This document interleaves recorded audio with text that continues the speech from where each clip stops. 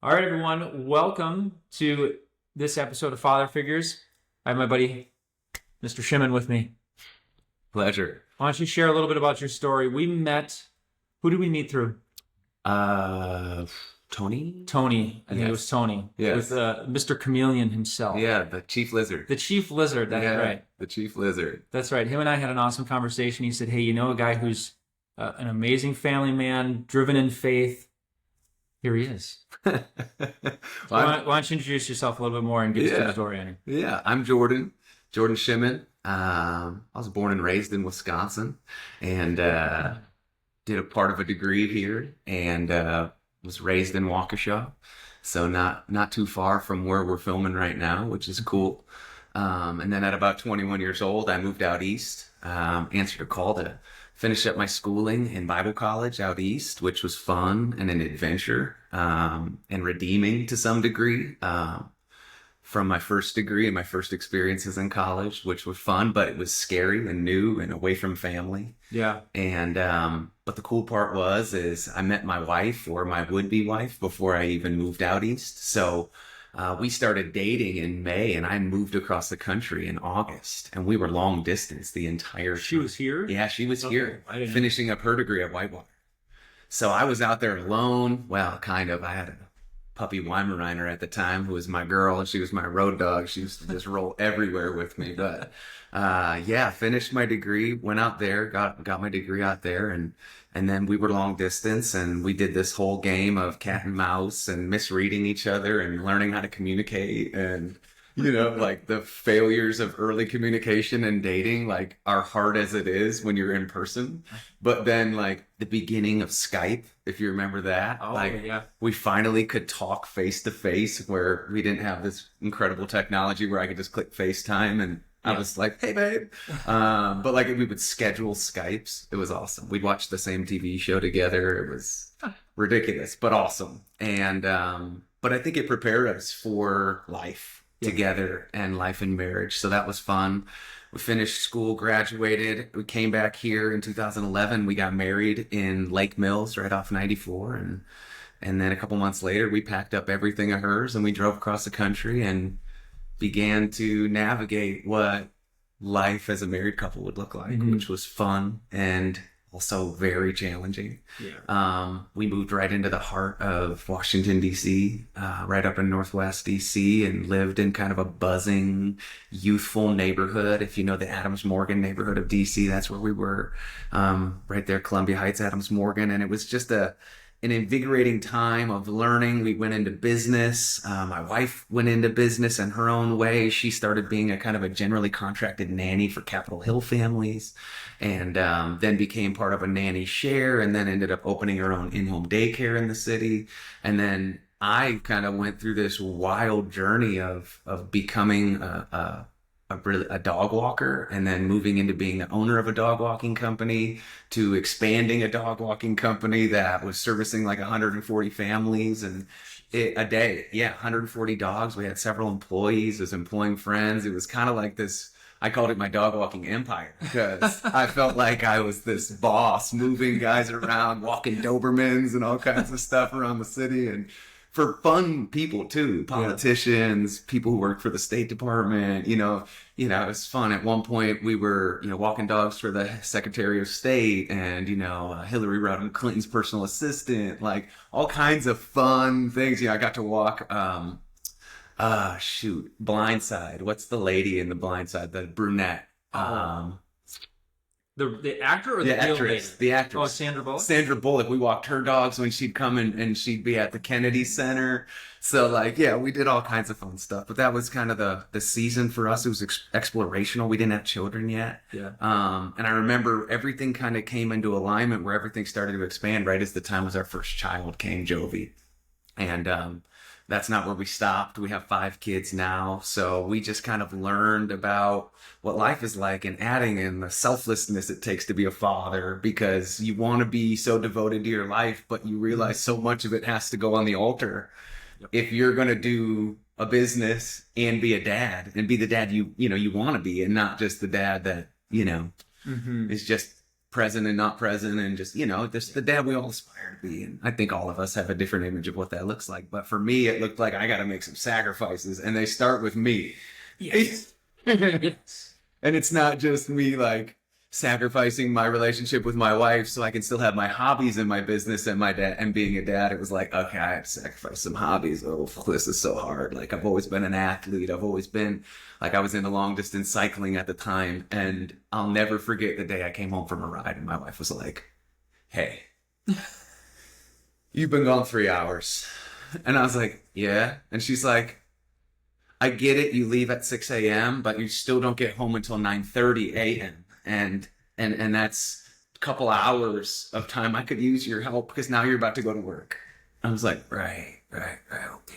So that has to go. But all that to say, we learned, we added to the pack, and we added 4 kids during our time in DC. We ended up losing the company to the pandemic, which was a scary thing.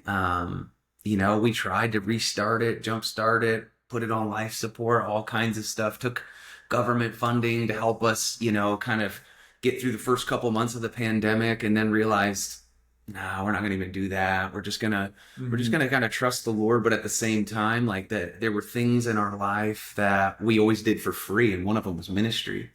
And always volunteered, spoke itinerantly places, but local home church, home family was always just a purely volunteer. And we volunteer a lot. We were a part of most things, not just from a experiential I'm attending, but we usually served, led, helped to engage the community. And right around the fall of 19, I had gotten the company to a place where I was just managing it from afar. It was one of the best accomplishments in business that I did. I scaled it to a place where I didn't have to work. Yeah. And I just got to the dog walking. Yeah, the dog walking company.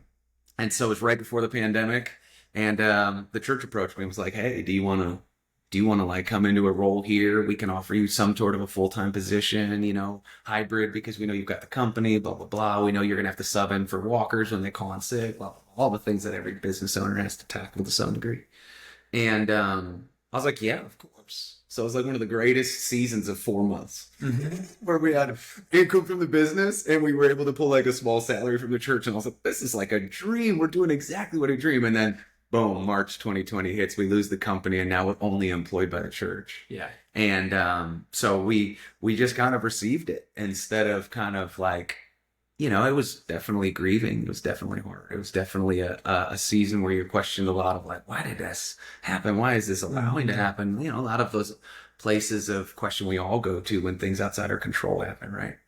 And yeah. And so we went through it, and we went into full-time ministry. And for about 4.5 years, I was a full-time pastor.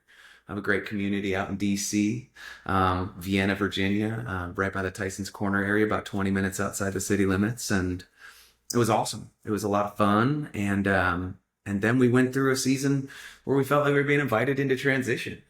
Didn't know what to or what for. I've done, we thought in the midst of it, this thoughts and these feelings on transition that we were going to be doing life leadership skills and training for NFL athletes. It was awesome. I was mentored by a pro football player, and he's got a lot of favor with, his future interactions with the NFL from a retired place because of who he was to the league. And so it was like, oh, maybe this is going to be so awesome. And then that door just slams shut. And so we just kind of kept our hands open and our hearts open to what, could be. And then it kind of fell flat in our lap that we were supposed to move back home. And, you ever had, I always describe it like this. It's like, dude, everything in the universe was telling me that I had to come home. Every movie we watched, every TV show we watched, Ted Lasso, all of these things, the Guardians of the Galaxy, this last one where he's like, the Star-Lord's just fighting to get home to just like be present because he's just run from all the pain of home. All of these things were like right in my face. And I was like, no, leave me alone. No, leave me alone,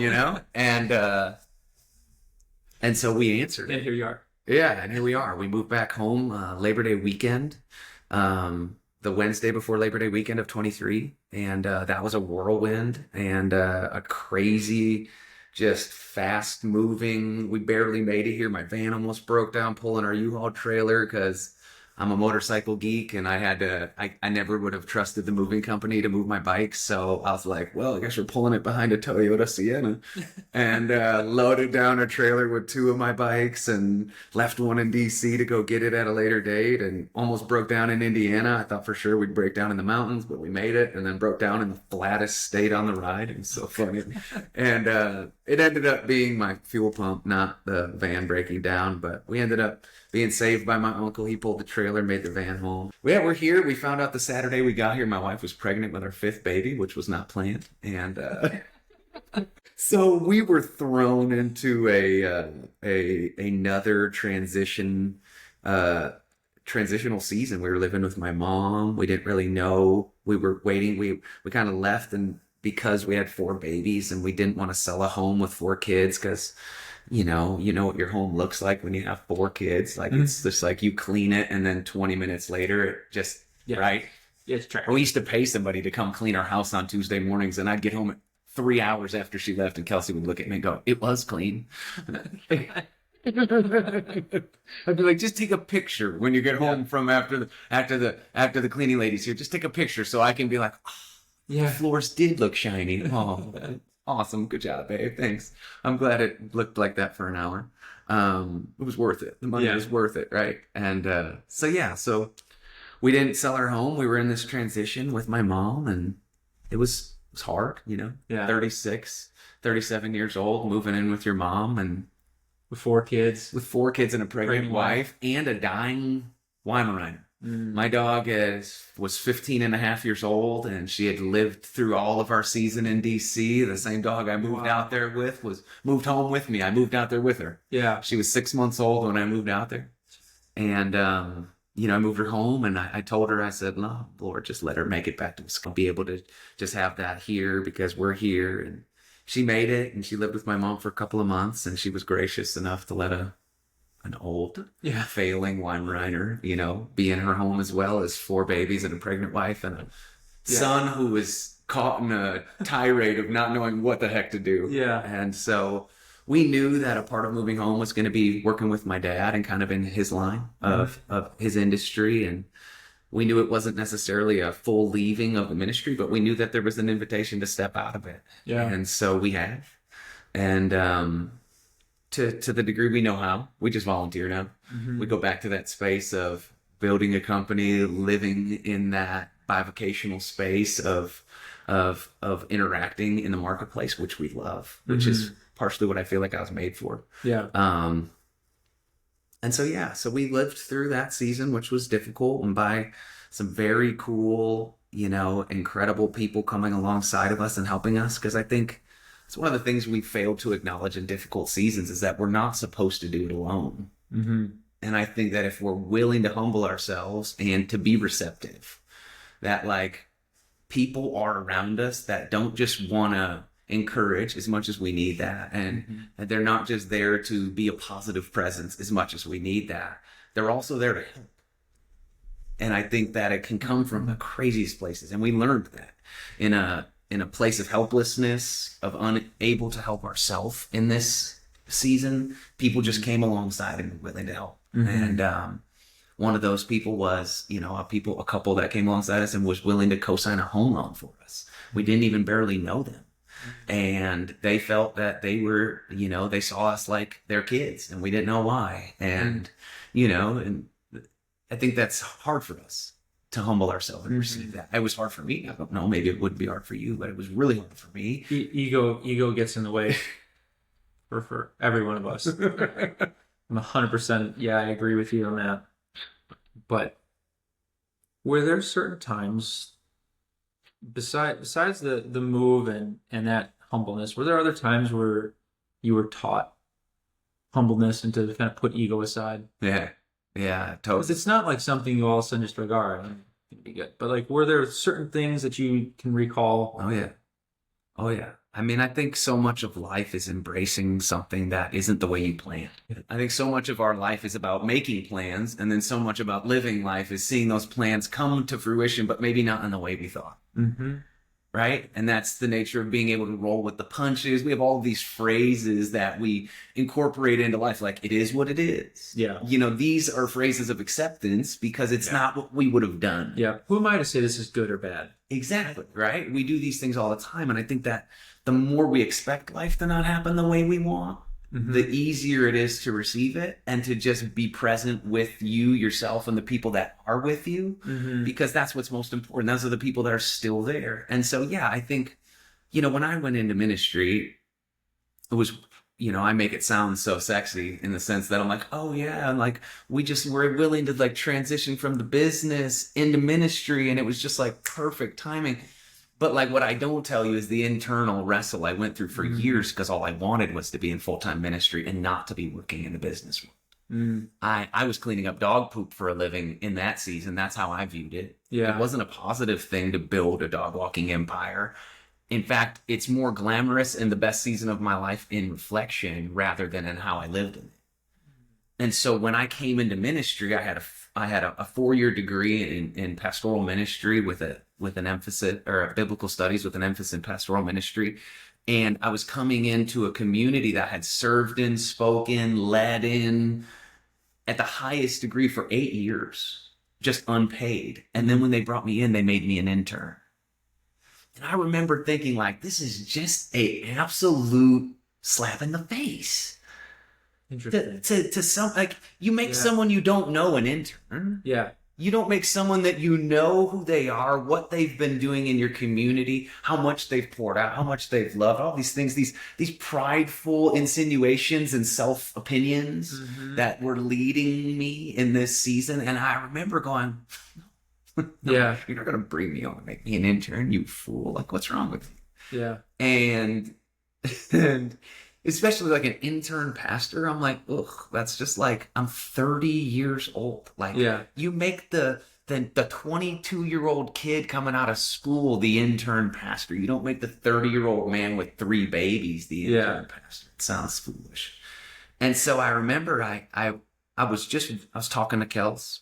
And she was just as, you know how wives get sometimes. They're just like, yeah! They pick up your sword and they start wielding it bigger than you ever were. And I was like, whoa, we're not trying to kill anybody in the midst of this thing. I get it. We're not going to take out our anger. Right. And she was like, yeah, and this is an injustice.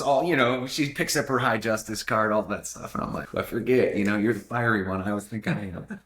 And I'm like, and I feel like this, whatever we think God is, or whatever we think we think he talks to us, or whatever it looks like for you, for me in that moment, it looked like me just going, who am I to say what I'm worthy of? What title I'm worthy of? And, my paradigm is often, scripture. And there's this one story where Jesus asks his disciples about what people are saying about him. And he's like, what are people saying about me? Who do they say that I am? And they start to respond, and they bring up some biblical figures from the Old Testament. And he's like, okay, who do you guys say that I am? And Peter, one of his disciples, one of the more famous ones, he turns to him and says, well, you're surely the Lord. And Jesus goes, flesh and blood didn't tell you this, but my Father who's in heaven. And I've always reflected on this story from kind of a weird angle, because I always thought it was profound. Jesus didn't tell him who he was. He wasn't going around giving himself a title. Yeah. He was just living in a certain way and letting the way that he lived reveal who he was and what title he was worthy of. And I think oftentimes in life, we think we're so worthy of titles. Yep. And we're so deserving of certain things, and it's self-proclaimed, self-opinion, right? And then we look to the one who like shows us how to be good leaders, and he's like, yeah, he doesn't come to self-reveal. He doesn't come to self, advertise and self-promote. He just comes to be himself. Yeah. And I remember in that, when I felt like that voice inside me said, like, who are you to determine what title you're worth? You're like, I kind of just perceived it as like in the world, and according to the natural, order, I was being demoted in my own heart. But to him and to the nature in which I feel I'm called to live, and that's to be receptive and not to determine my own path. It's just to receive it. I was like, all right, I can do this. Mm-hmm. And that was a huge humbling moment for me where I chose to just accept and receive what was being given to me, regardless of how worthy or unworthy I thought I was. And so I feel like to some degree that helped shape me for this season. Yeah. Yeah, big time. So I love that question. Yeah. Wow. So during that transition time, when your dog walking business obviously went to zero, everyone's sitting at home with their dogs now on a Zoom camera, and their dog's looking them in the face. It's like it's probably really cute to see, but it sucks for you. You had 3 kids at that time, Yeah. right? Yeah. And what was your wife doing at that point? Was she still having the in-home? Was she still nannying? That probably kind of. It was a weird transition for all of us because, right in the fall of 2019,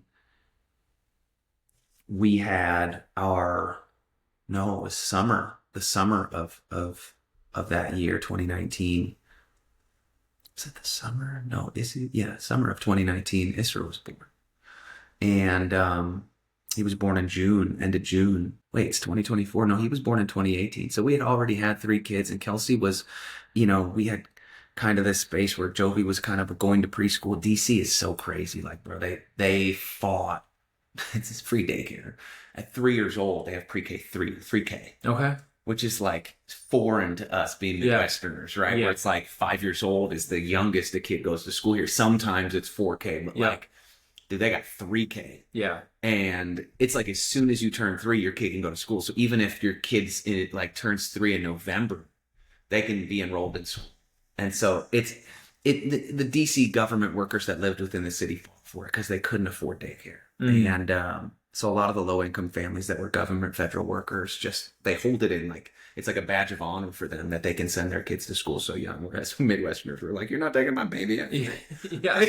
So we kept Jovi home until 5, and we put her in school. So Kelsey kind of was doing this in between where she was kind of watching a kid at the house, but one of our friends, and so she still had she still had the daycare license and all that stuff. But it was more in this gray area for us. And it was a gray season because she was overwhelmed at home with 3 babies and kind of doing the drop off and pickup of Jovi. And also, gosh, this sounds so crazy, but there were days when Jovi would go to school and I would be at the church working and I'd get a worker calling sick and she would go walk the dogs.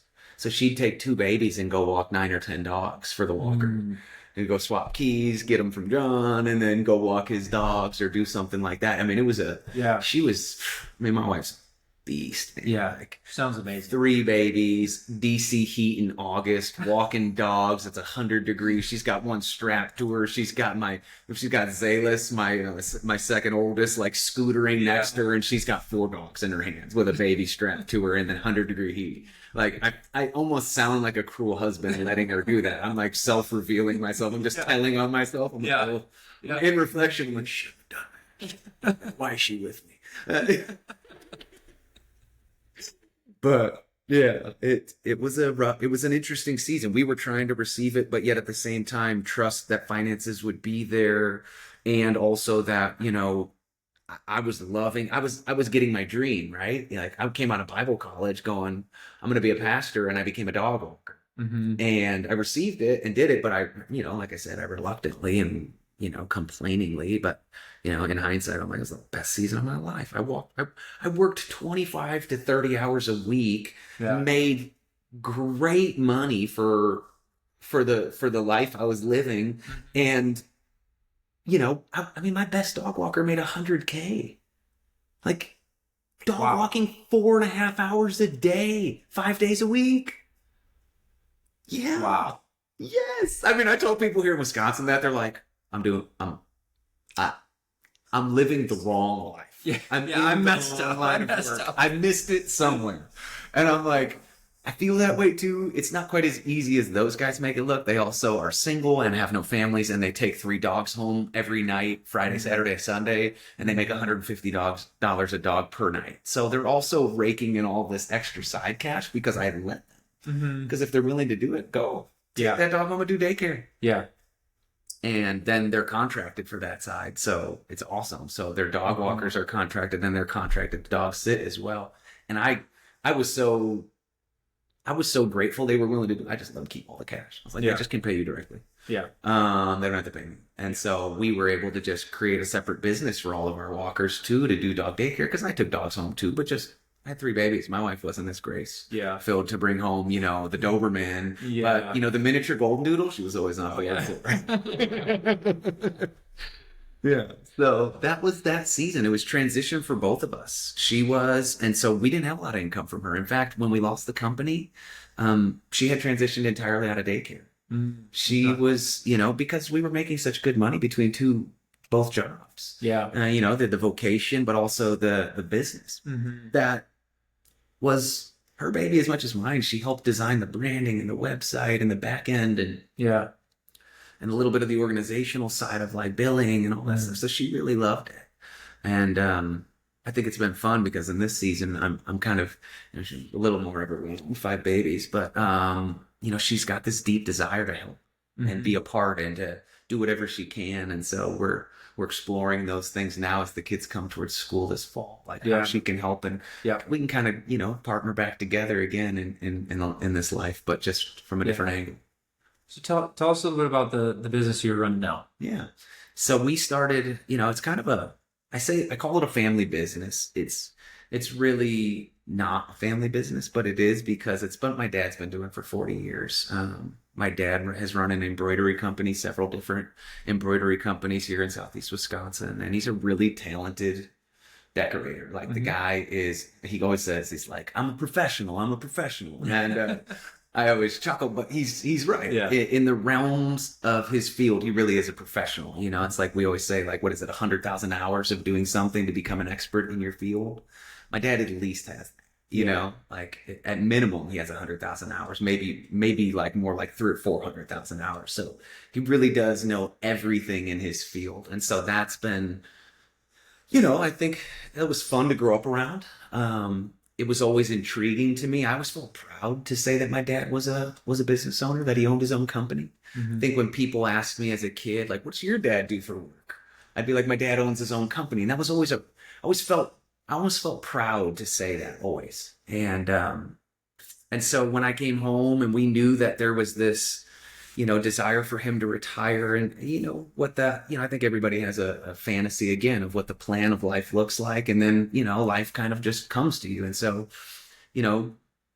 we kind of came home and we started working together, and we still do. We run our company out of the same building. He's been very kind. He's come alongside me, and we've been building an apparel company, and it's more than an apparel company. Eventually it'll be a brand. It's kind of how I see it. Again, like that's my plan. That's what I see in my head, my mind's eye sees this expanse of a brand, and not just, a simple apparel company that's decorating for you. We can do that. We do that, but we have the desire to manufacture, and we've begun to manufacture, which has been fun. We've been able to white label and brand our own stuff, which has been also a lot of fun. I think that's a dream in my heart. I think it's also funny how life has its way of telling you you're in the right field and your desires don't. Because I would have never chose this. Okay, interesting. But it's funny, life has been trying to tell me my whole life that I should do this. Like, my family tells these stories, and I don't know, maybe your family has them, maybe they don't, but like my mom tells these hilarious stories about me as a 2 and 3 and 4 and 5-year-old little boy at my birthday and at Christmas. She said, you were the most strange boy at your birthday.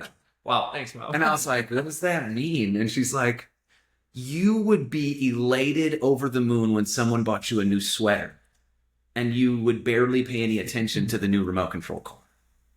And she's like, you would open a sweater and you'd be like, oh my gosh, thank you. It's so beautiful. I can't wait to wear it. And we all were like, huh, interesting.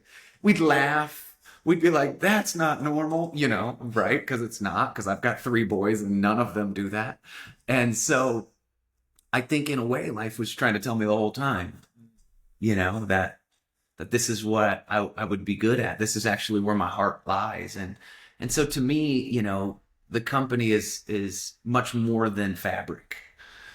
It's much more than just a shirt or a sweatshirt or a hat or a bag or a banner or whatever, or a jersey. You know, I think to me it's what it represents. And I think that's what I've learned in the journey from then to now, from the little boy being excited about clothing and being able to wear something new, because I've always loved new clothes. I don't know, maybe I'm not the only one out there who's addicted to new socks or, you know, new underwear and new t-shirts. It's like when I get them, I'm like, oh yes, you put on a fresh pair of you put a crispy pair of socks on and you're like, they're never going to feel this cushiony again. Great day. And I'm going to walk on these and I'm going to feel them diminish, but nothing feels as good as me putting on this fresh pair of clean, new, brand new, fresh out the bag socks. And you're right. Yeah, maybe I was born for this, but to some degree it feels funny saying it because I never saw myself doing it. And like I said, it's more than just fabric. It's how it brings us together. It's how, you know, I've always been an athlete, self-proclaimed. And I've always loved to play the game of basketball. And I always put a high value on how I looked and the team unity and how the jerseys were and how when we walked into a gym, if we all were wearing the same thing, how it made me feel different. I always had a high value on it as a player. Maybe I should have had, you know, as high a value on, you know, working hard outside of practice and games, but to some degree for me, I think that we've seen that today in athletics. A lot of guys really care about what they look like. And I think that says more than just look at me, because it's not just them wearing, you know, for some it's their own brands and it's their own style, but for others it's about being a part of a unit. And that word unit is the foundation for a word that, you know, we all, I think, desire and want: unity. And so to me, that's more what it is. It's more about, you know, me helping your business feel more together via apparel. And then utilizing this business to help give back. You know, I love to give away free stuff. It's been something my whole life. Kelsey's always like, God, your friends are spoiled. You just love to give them free stuff. I'm like, all the time. Like I would say, like the first people that ordered from us were all my friends, and I was like, I can't make money on these jobs. There's no way. Like they're ordering things. I'm doing my regular markups, but then I'm giving them like at least a couple $100 worth of free gear because I'm like, dude, you guys got to check this out, or you got to try this app, or oh man, have you ever tried putting your logo on a performance tee? Dude, you would love this. Here, I found this. This is like my favorite one. Yeah. And they're like, you know, it's a $30 t-shirt and they just asked for $12, you know, blank Gildan tees. And I'm like, but you can get these. Look at how cool they are, you know? And so, you know, it's been a fun, you know, experiment for me to be generous and also, you know, be provisional as well. Because that's what, you know, running a business is, especially as a dad, right? That's a huge focus of my heart, is giving my kids a life that I feel they deserve and I want to give them. And so it's been a fun, you know, learning how to be me in this, but also run a business. Yeah. How are you at balancing between the 5 kids in the business? And this can go back to even, you know, the dog walking days. You had 3 kids before your 2 newest ones came along. Yeah. How do you handle it? And how have you changed? Or what do you still need to change? I think that there's, you know, I think that in this life, we can always look at the things that are obvious that we know we want to change. I think that we rarely see life through a sense of balance. And I think that that's hard because balance isn't something that we all are good at. It's something that you actually have to embrace. It's, you know, balance is saying no to one thing to say yes to another. It's also saying yes to another to say no to another. It's either way. It's not just a one-way street. And so balance is a lot like how we see it in science. It's osmosis. It's a permeable membrane that is constantly allowing in, but also blocking some things out. And I think that is kind of how I've adapted to 5 kids and to this life, is that, you know, I've adapted. I've had to receive it and not think I have any sense of control in it. You know, we've been just, you know, 5 babies. My wife and I keep saying 5 kids is a lot. Like we never have said, like, 4 kids was a lot, but never like enough to say it out loud. Yeah. And like some days, just the humor that you guys found out you were pregnant with your 5th. when you guys were moving and transitioning, Yeah. like when you guys found out, did you just burst out laughing? There had to have been a point where it's like there's a little bit of shock, and then you're just like, this is hilarious. I think we also said shit. Yeah. I think we laughed. We laughed and we were like, this is not how we wanted to plan this one going, you know? And I think it speaks to just, you know, like I said, I view things through a light lens of faith. I think it's also like the Lord has a huge sense of humor. Mm-hmm. And I think also it when we're willing to embrace it, I think oftentimes what we think we want is actually not what's good for us. You know, I think of it always through the lens of being a child. Like if my kids determined what they ate every day, they would be the most unhealthy humans on the planet. They would look miserable. Their bones would be brittle. Their teeth would be falling out of their mouth. And they would probably look really poor before they realize that what they want to eat isn't what they shouldn't be eating. Mm. And so kind of in this life, like, you know, I kind of look at it as, well, I thought I grew out of that, but I really didn't. Mm. I just got more grandiose in my requests and in my thoughts about who I was. They became more mature, you know? Mm-hmm. And I think oftentimes our pleasures just change from, you know, candy to fancy cars. Mm. You know, the things that bring us pleasure as a child and the things that bring us pleasure as adults are two very different things. Right? Mm-hmm. And I think that oftentimes we fail to recognize that our desires are still leading us. Mm. And that's why life is hard to receive. Yeah. Right? Because it's not according to our desires, because it's trying to make you whole and not trying to make you imbalanced and spoiled and, you know, unwilling to be grateful. And, you know, there's a saying by, and the first time I heard it was from Tony Robbins. We had gone to one of his events out in LA. Yeah. Phenomenal events. But he said, trade your expectations for appreciation and your whole world changes. Yeah. So everything you expect to happen, it's not going to happen in the exact way you think. Mm-hmm. Just appreciate that what is happening for you. So not good. To you. So good. And your whole world changes. I think that it answers your question for me about balance. Mm-hmm. Is learning to appreciate. You never know what to expect with 5 kids. You don't, and you just learn to appreciate all of it. Yeah. And it's hard to appreciate things that are not what you wanted. Yeah.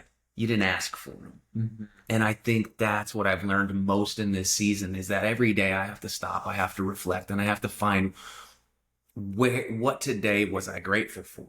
Mm-hmm. What can I appreciate about today, even though it didn't go maybe how I planned or and I think the more we can do that, the more we'll find that this life is actually leading us into a place that's so much more beneficial for more than just me.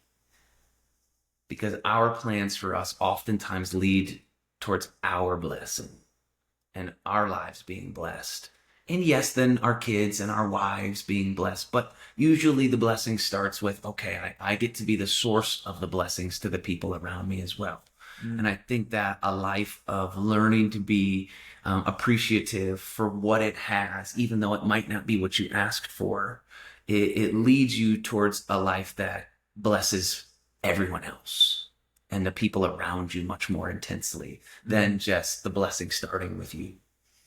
And so that's what, you know, I've seen, and it's been hard. It's not been easy. It's not even been fun to some degree.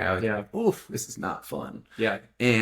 But at the same time, I can't say it's been bad either, because one of my life values, and it's one of my company's values, we have 3 symbols that make up kind of the main logo of our company. And I'm really intentional with symbols. I think that they're, you know, and meaning, like all of our children's names have deep meaning for us because they're what we were at, where we were at, what we were feeling in the season, how it kind of formulated and how it's coming together to create a child, and then letting that lasting expression be carried forth in their names. Like it's deep for us. And same thing with our company. We want congregation apparel. People are going to be like, well, yeah, you're an ex-pastor. That makes sense. But to me, it's not even a churchy word. It just means to come together, a group of people who come together.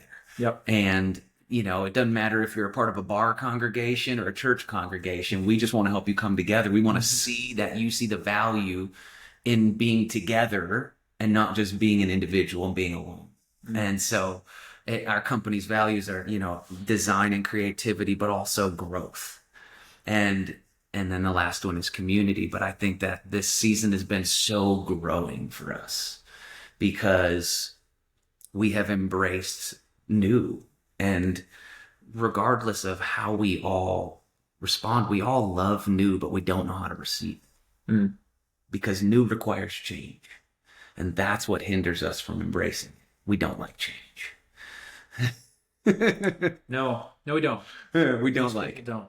But when you're thrust into it and you've got 5 babies and you've got the desire in your heart to give them a life that only you can give them, right? As a dad, like you've been entrusted with these children and you've also been entrusted with this business, and it takes stewardship and it takes an understanding that no business is run by yourself. Like you might be a solopreneur, but the truth is if it wasn't for your connections and your relationships within that field, you would be nothing. You'd be a lone wolf that would be a threat to everyone and not someone that wants to be collaborative with. And so it's receiving all of it. It's receiving who's around you, with you.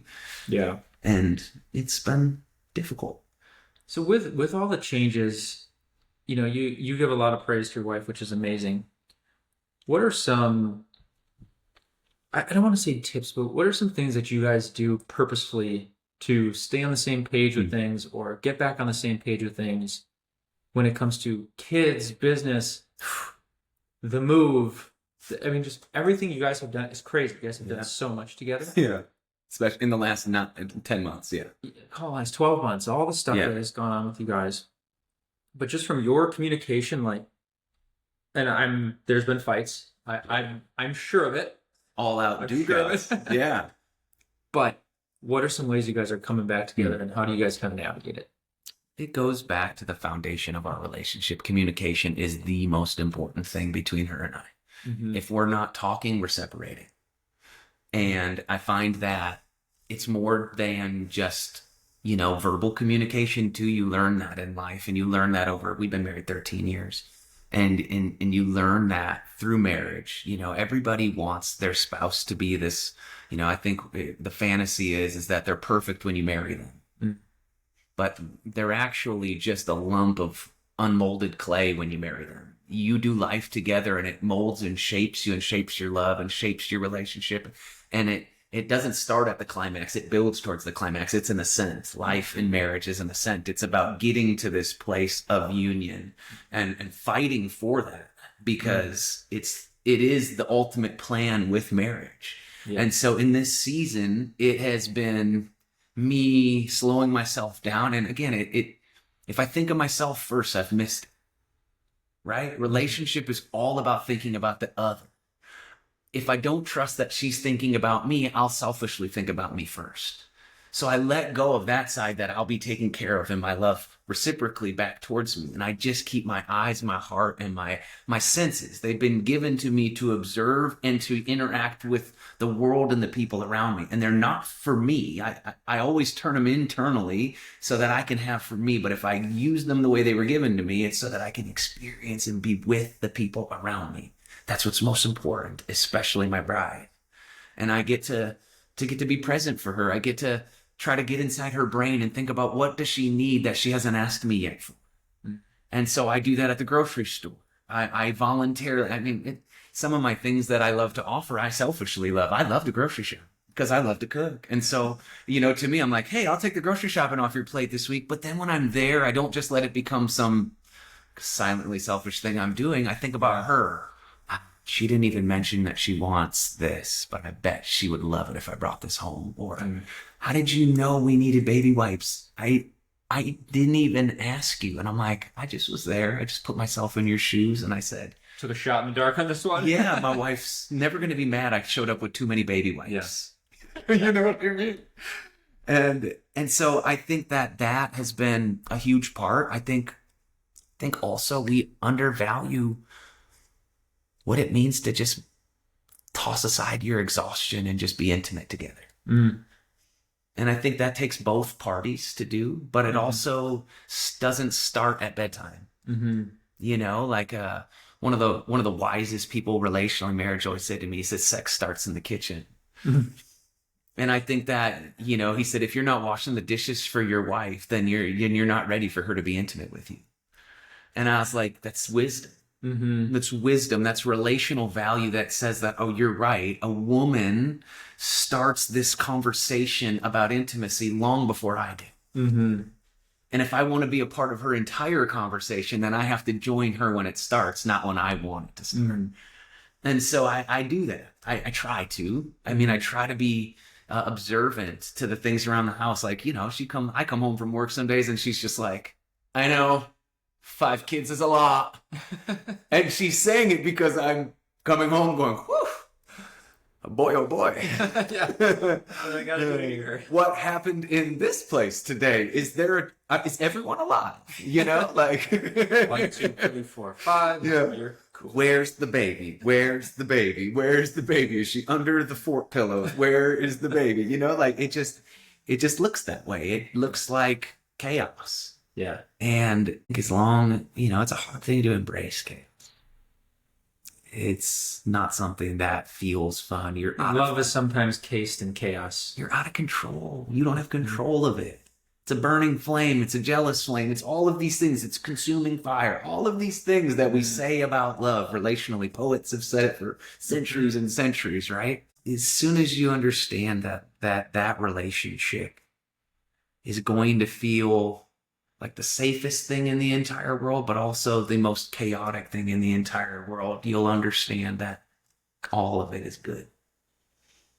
And yeah, there's been freaking terrible all-out, duke-it-out fights. I mean, when we were at my mom's, bro, dude, you got no idea. You got no idea and my mom's a great person, so it's not an accusation. It just was a hard season. We walked away from a 400-person community, and we were large parts of it, and we were, some of the main pastors within it. Our kids grew up and went to the private school that was attached to the church, and all of their friends were there. So they were experiencing the loss of everything. We were experiencing, and my wife's looking at me like, get me out of here. Let's just go back. And I'm like, I want to too, I want to too, but I knew that this day was coming. I knew that the thing that we were saying yes to was a lonely path, at least for a season. Mm-hmm. I knew that what we were saying yes to, if it was easy, everyone would do it. And I've never been a person that wants a familiar, mediocre life. Mm-hmm. I've always been a person that knew deep down inside myself I'd do something crazy. And so whether that's a crazy success or a crazy failure, I'm along for the ride. I love that. I love that. So here we are. And Congregation Apparel has been beautiful. It's been so fun to explore this field and dive into the deep end of this field. And I've been graced with a dad who's been willing to help to some degree. And I've been graced with some of his friends who've been willing to come alongside me and kind of see me for who I am and not where I'm at. And that's been profound to experience. But yeah, I'm grateful to be able to sit here and share my story and talk about it. Well, it's such a good story. And first time we met, it's just very inspirational talking to you. Just from your viewpoint on everything, on taking things as they come, finding the blessing in them. It's okay to. My wife she always says this. She's like, it's okay to live or to visit Pity Town. Mm-hmm. It's not okay to live there. No doubt. Right. So you're gonna have the anger. You're gonna have the doubt. You're gonna have the pissed off times. And it's like, it's great. We can be there, but we're only gonna allow ourselves for this. Because we can't live here. Mm-hmm. It's a terrible place. And so that's something that's very inspiring with you, your wife, the 5 kids, of just the sheer grit that you guys have and the willingness to claw out of the tough times and understand the possibilities and that bigger picture you guys have. Yeah, I appreciate that. That's encouraging. I wish I could take a lot of credit. A lot of it just comes because I was willing to say yes. Well, the credit comes from parking the ego. Yeah. I think that's something that's been a theme on this podcast from dads is ego driven is just it's our innate nature to be tough and not let things get in our way and be bullheaded. It's like it doesn't serve anyone except for yourself, and ultimately it will never serve you in the right way. It gets in the way. Freud was right on something. You're right. You can get yourself in a really bad spot. So the sooner you can let go of that ego, like that, to me, is a man. That's profound. Someone who's like, dude, I messed up. Oh yeah. How can I fix it? Tons of them. I messed up on this. How can I fix it? Like you get home from a long day of work and you snap at your kids and you're like, oh, they didn't deserve it. Right. Like, right. We got to go reconcile this before he goes to bed. Yeah. Right. Before they go to bed, before I tuck their little heads in their pillow, they are the best thing that's ever happened to us. Yes. I need to park he was disrespectful or they said something to me that wasn't kind. And it's, dude, they're a kid. We can't even regulate our emotions all the time, let alone try and have a baby do it who's 4, 5, 6 years old. Mm-hmm. Like, geez, they all these things are brand new for them. Yeah. Park your ego. Same with your wife. Same with your family. It's be there to serve, pour out. I absolutely loved what you said about that. That was I'm going to save that snippet and I'm going to replay that of trying to think ahead and how can I serve the people around you. Mm-hmm.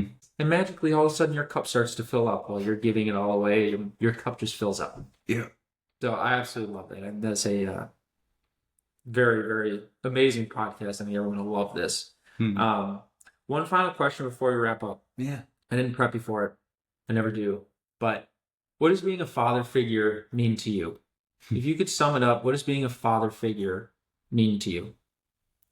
I think, when I think of being a father, I can't help but think of it through the lens that my faith is prescribed to a human that came to not just reveal a father, but the father.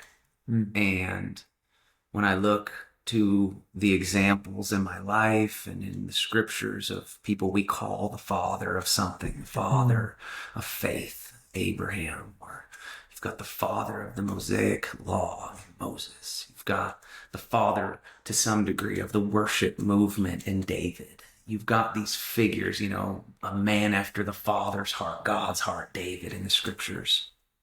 And then you have Jesus' own words. I came to reveal to you a father.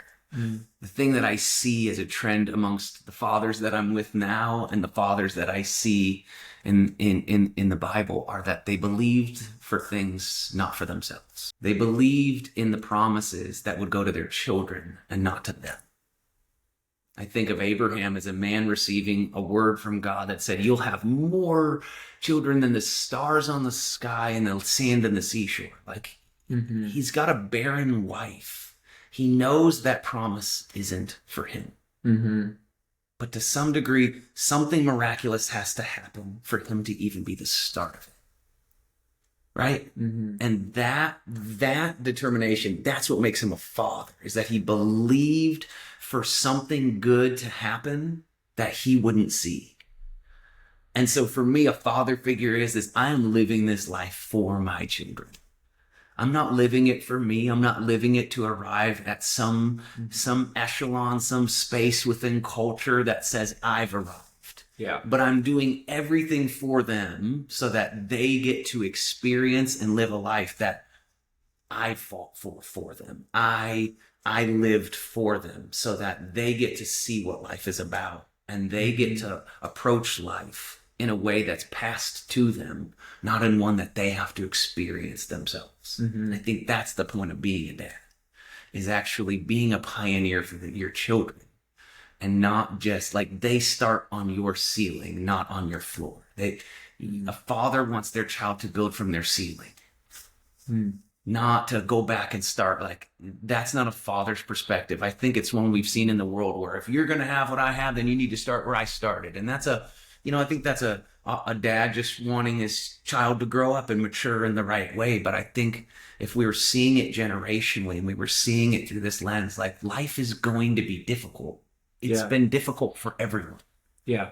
Even the most successful in this world, their stories are not like unicorns and rainbows. This No. isn't Candyland. Like Yep. they persevered through hard things, and maybe some of them did it for them. But ultimately, if they're a dad, it was just as much for their children. And I think I live with that perspective to some degree, that this day is actually about me building my children's future and a life that when I'm gone, they're going to start from a place that they could have never imagined they could start from. Mm-hmm. That's what it means to be a dad. Absolutely beautiful.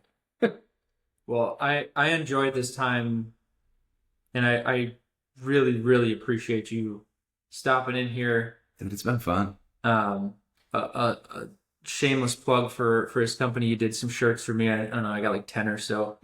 They go through the wash every week. Still perfect. Good. Which is great. I've probably had, I don't know, how long have I had them for? 5 months? Yeah, a couple months. 4 Yeah, months, 3, 4 months. Yeah. Still perfect.